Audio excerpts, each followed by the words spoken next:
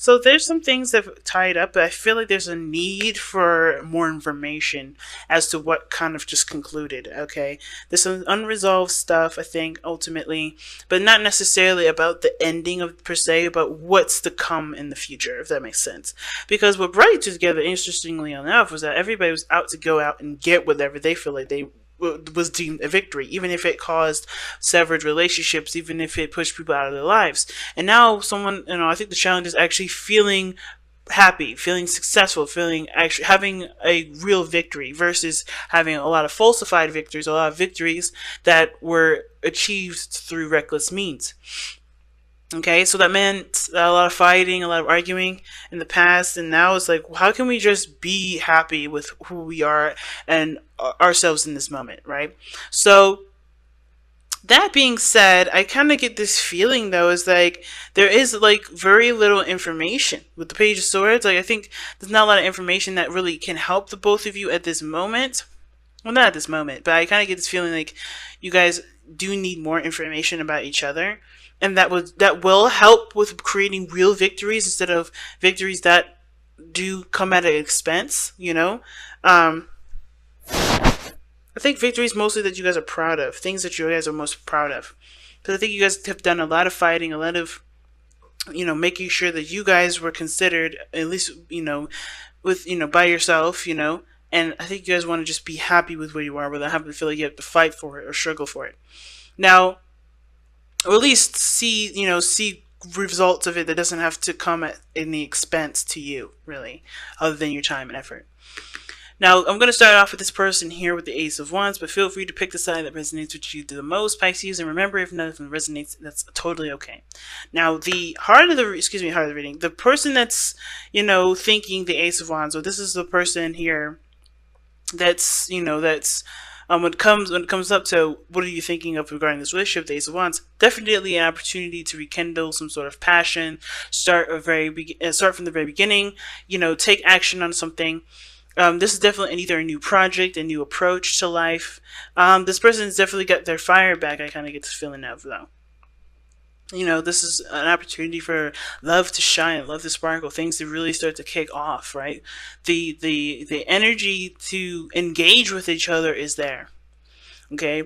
Now, this can indicate that this is a rekindling of an old flame. This could indicate that this is just literally starting a new direction in which one person is very passionate about. And I think this person is very passionate about the direction that they're headed, or at least passionate about starting something new or taking action in a different in a new direction. Now, how they present themselves, though, is very interesting. It's kind of opposite to the Ace of Wands, because the Ace of Wands is all about creativity, passion, spontaneity. King of Pentacles is the most predictable person in the world. This could indicate this person is a pairing to an earth sign, Taurus, Virgo, Capricorn, or this person could indicate that this person is very structured or very slow. So the considering slow in the sense of like they like to take their time with things. They don't want to rush. They want to make sure what they're getting into is legit. Not that kind of slow. Not like they're just slow and ridiculous. It's like, it can be procrastination, but I don't see the King of Pentacles procrastinating. He is not afraid to jump into situations. The King of Pentacles to me is someone that's definitely either focused on finances, focused on material. This person is seeing themselves as someone that's very focused on values, but while other people might see them as focusing on material goods, focusing on things that are not necessarily important to the everyday life. This person is very good with routines and structures, but again, this person may be very slow, which is why this Ace of Wands may be seen as so huge, because this is breaking from the norm. This person has traditions and things that they always follow, routines, things that they always do, and they're going against it with the Ace of Wands, in my opinion, because this is a brand new beginning that does inspire creativity. In the King of Pentacles, yes, he can have that gusto if this is something he's passionate about. And I think this also indicates too, this person shows they're hard workers. They're committed to something and they're hard working. They're committed to whatever this Ace of Wands is and willing to work hard for it and willing to take the time to perfect it, to make it stand out, to make it to a stable place. So not bad energy here. I like this. I think both parties just really want to be happy in the relationship. No more fighting. How can they work in harmony with with the people that they're with the relationships that they have?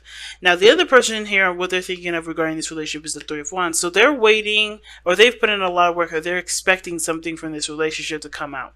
Something they're expecting something to come from this relationship, from the work that they've been putting in, from the effort that they've been putting in. Even if they're at a distance at this moment, I think they're open to receiving something, because, and they also are expecting whatever they've been trying to create in their life, create in their love lives. They're expecting it to come in at any moment. They're manifesting, they're manifesting something that will make them happy. But the Judgment card in the present, well, at least in how they present themselves, shows that they're being tested at this moment, like in the sense of like an opportunity that will set them either forward or set them back, right? Or push them forward or set them back. This Judgment energy to me is one that's calling for transformation. I think they're transforming before everyone's eyes, and even transforming before their own, because they understand what they've gone through is important for their own development. So with this Five of Swords, I think they're trying their best to do something different with situations that come up like this. Different conversations, different arguments, different whatever. They're trying to approach it in a different way with Judgment. They've gone through situations enough to know what the situation is and how they're going to do something differently. Because the Judgment card is all about opportunities that rekindle itself, that come back up. Like, especially a situation in which someone thought that a situation was never going to happen again. This opportunity has come up again, but they have to approach it from a different angle. They have to do something differently, because they already know the long way from the long way, how that turned out the way they did the first time. They have to do something differently this time. And I think they're expecting a different result because they're doing something differently. Now, the thing that I love about both of the spiritual energies, though, is that both parties here are coming from a very stable place. Or at least this person is understanding that, there's a give and a take to a situation. The balance here is you're receiving and giving and receiving, understanding the balance, understanding that a balance is needed in every situation.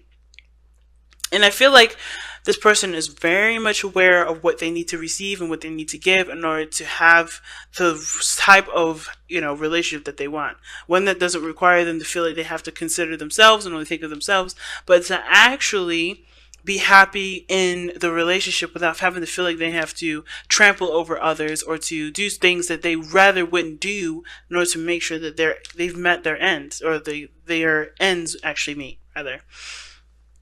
I like that.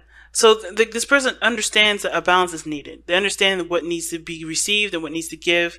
They understand what needs to be put into the relationship, and what they should expect back in regards to boundaries, respect, and love. Right? Never to do something for the hopes of someone else doing something for you, but coming from a genuine place and never expecting anything from someone, but understanding, but in a very weird way, expecting the best, but never the worst. It's very interesting. Coming from a place without expecting that kind of treatment back. It's weird. But also not accepting anything below your standards, or below their standards. That's a good thing, I feel. This is why this person is able to do different things, or to approach a situation or opportunity differently, because they know how they expect to be treated, and they know what they're willing to give in the relationship from a genuine place. Now, this person is very happy. Okay, this person has the Ten of Cups. They have found emotional happiness, and they're wanting that very happiness to be shared with the people that they love, which is why I feel like this person is committed to the relationship, that's willing to take things slower, to look at things a little closely, to do the best that they can with what they have, with a brand new beginning that's presented themselves here, that's driven their energies up and high to want to take action. This is a very beautiful reading.